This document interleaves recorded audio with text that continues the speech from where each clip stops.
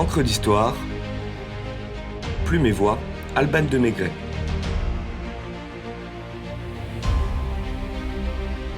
Le chevalier Déon de Beaumont, travesti malgré lui.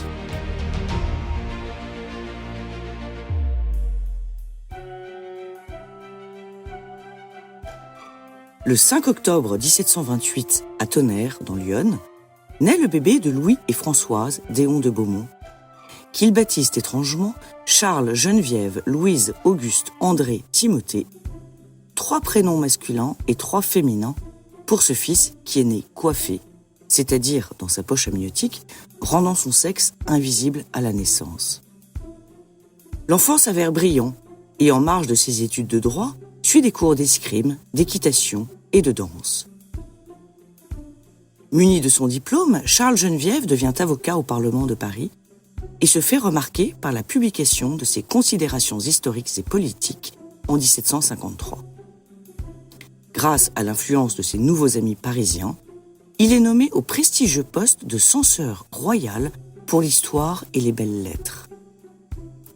Ses fréquentations lui valent d'être invité au bal du carnaval.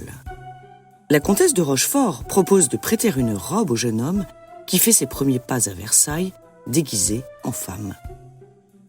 Remarquablement maquillé par la femme de chambre de sa protectrice, le résultat est si troublant que le roi l'aurait courtisé avant de savoir que le chevalier Déon était un homme.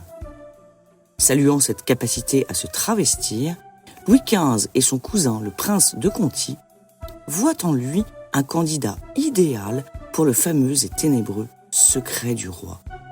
Un réseau d'espionnage impénétrable qui mène des actions parallèles à l'international.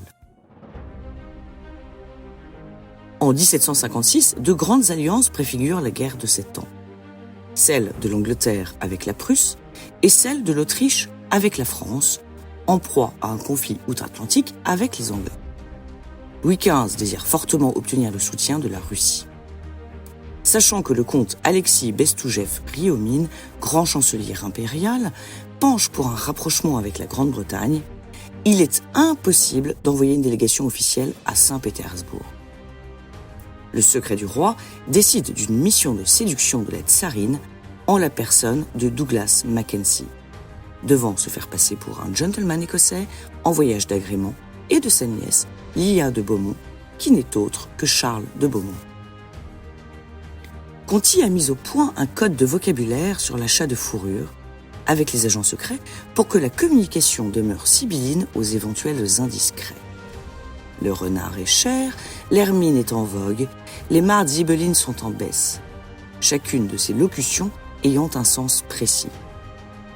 Les Russes sentent en Mackenzie l'espion et le refoulent à la frontière, tandis que sa prétendue nièce est autorisée à entrer sur le territoire.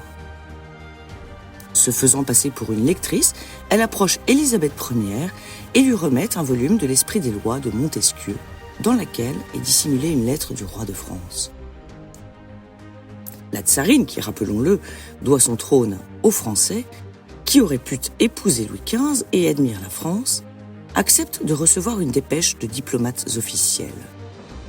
Mackenzie est officiellement envoyé avec le chevalier Déon, habillé en homme cette fois, et présenté comme le frère de Lia. L'opération fonctionne à merveille. Les 2 hommes gagnent la confiance d'une Élisabeth séduite qui engage son pays dans l'alliance franco-autrichienne.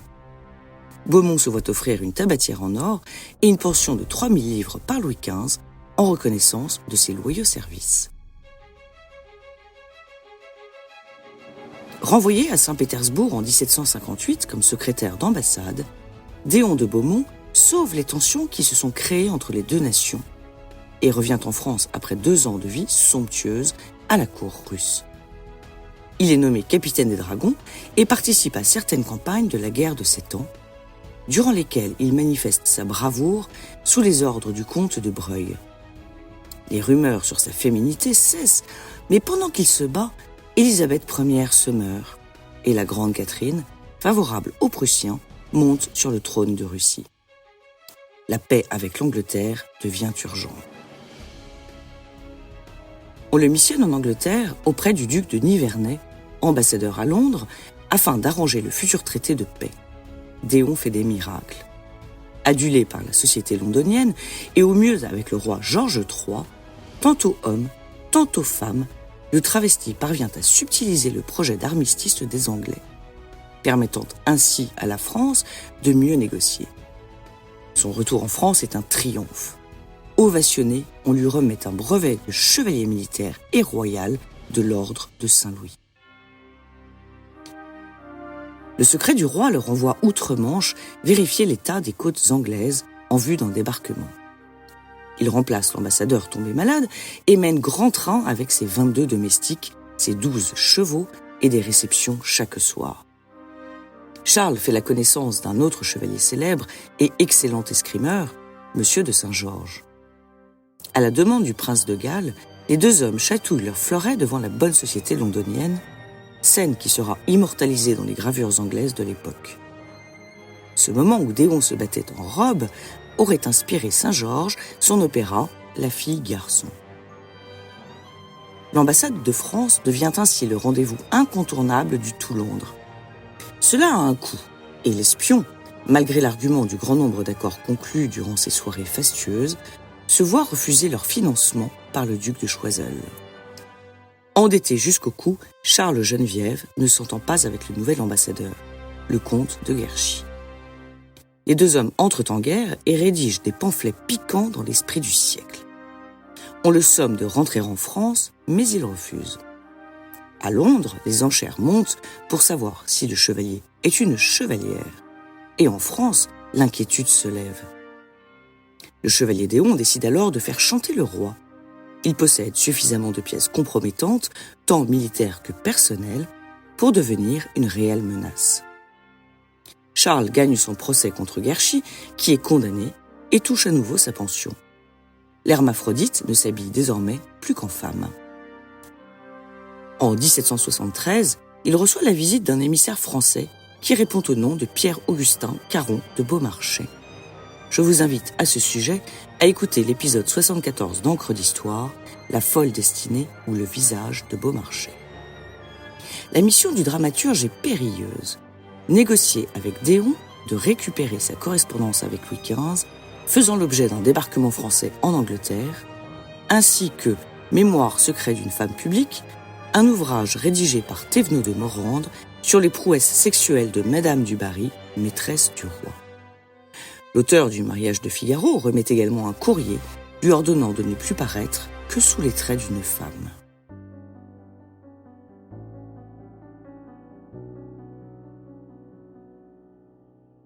Geneviève n'est pas homme à se laisser abattre. Les négociations durent plus d'1 an et aboutissent à un accord d'un montant de 150 000 livres. L'honneur du roi n'a pas de prix. Louis XV meurt en 1774 et l'argent promis par Beaumarchais n'est toujours pas arrivé. Les secrets de Feu le Roi ont nettement moins de valeur. À bout de force, c'est en uniforme de dragon qu'il se présente à la cour de Louis XVI en 1777. Piqué au vif par une telle insolence, ou réellement convaincu que Charles est une femme, le roi le somme de se vêtir comme son sexe l'impose. Marie-Antoinette, prise de pitié pour la pauvre femme habillée en homme, fait don à Geneviève d'un bon d'achat de 24 000 livres chez Rose Bertin, ministre des Modes de la reine. Si personne n'est dupe, Mademoiselle de Beaumont devient la coqueluche de la cour. Chassé le naturel, il revient au galop. L'année suivante, la France s'engage dans la guerre d'indépendance américaine et Charles Déon, l'art de cette mascarade, désire s'engager. Il est exilé dans sa Bourgogne natale et contraint d'y vivre comme une femme jusqu'en 1783, où on l'autorise à revenir dans la capitale. Il obtient un passeport pour retourner en Angleterre, où il était aimé bien que ses créanciers le poursuivent. Afin de survivre, il vend sa bibliothèque et se bat à l'épée dans des combats d'escrime. Une lame le transperce en 1796. Il rédige un quatrain en guise d'épitaphe. « Nu du ciel je suis descendu, et nu je suis sous cette pierre. Donc pour avoir vécu sur cette terre, je n'ai ni gagné ni perdu. » Il passe ses dernières années paralysé et dans la misère, chez une dame aussi âgée que lui, jusqu'au jour de sa mort, le 21 mai 1810, dans le comté du Middlesex. Cela ne s'invente pas.